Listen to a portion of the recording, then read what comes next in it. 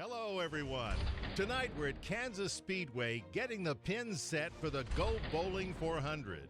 We're about a quarter of the way through the season, and every race this year has been jam-packed with exciting action. Will we get another breakout performance tonight, or will someone throw a gutter ball? Either way, buckle up. It's going to be exciting. What is up, everybody? Eddie Soundhead back again with another episode of NASCAR Heat 2 Crew, and today we're at Kansas Speedway for a night race. Should be a good one. It's going to be a long one. Probably going to be a very tedious one as well, because there's a lot of laps.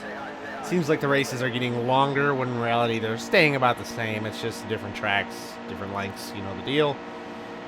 But jumping to the outside, these guys already got to get some spots. Already in the back of somebody, not even a half a lap into the race. That's pretty telling if you ask me. So we'll get by Joey Gase here on the outside, as well as a couple other guys. So it seems like the outside has the speed. We'll use that to our advantage throughout this race. Try not to wear the tires off the thing before we get too far into this race, and just got to get up to the front.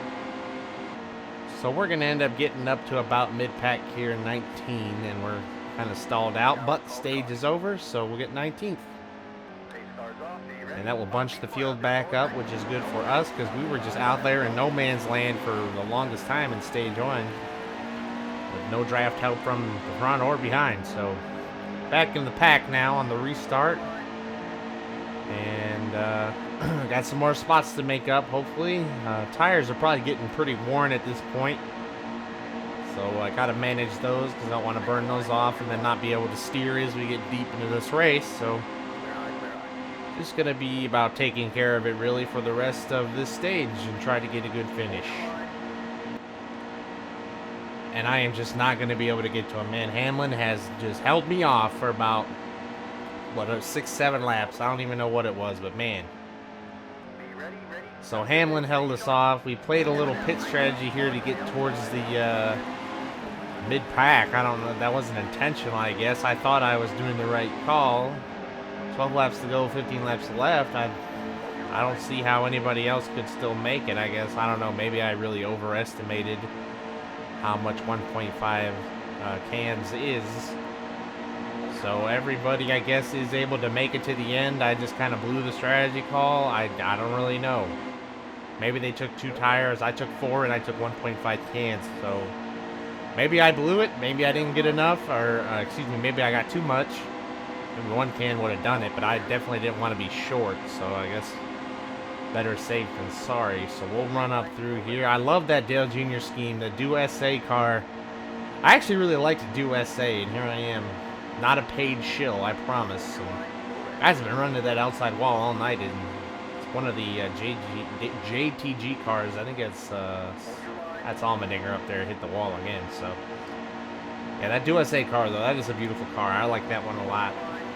So got my boy Eric Jones. I spent entirely too much money on some 2018 gear.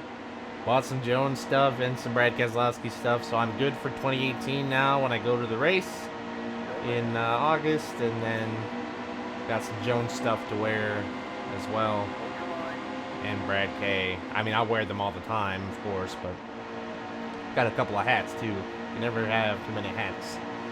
So we're going to get up here to about 13th. We'll clear Suarez, maybe not. He's going to actually fight back on the outside, and looks like we'll clear him now. And the caution is out. So that's not exactly the ideal situation. It will put us in overtime.